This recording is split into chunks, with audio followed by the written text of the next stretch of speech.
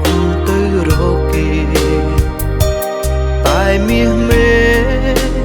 លួចជួបគេធម្មតា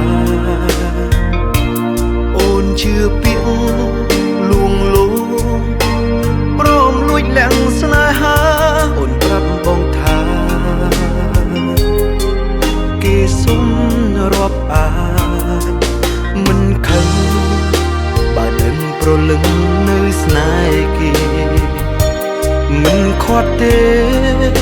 បើគេនៅស្រឡាញ់សុំដកឃ្លាលះបង់ឲ្យអូនទៅសងសាវិញបងក៏ព្រមដើរចេញញញឹមជូនពរស្នេហ៍កុំខ្លាចចិត្តអាណិតរូបបងទៅចុះអូនជួបសងសាចាំងបងមិនឆ្លួទៅចងគុំបាច់ខ្វាយខ្វល់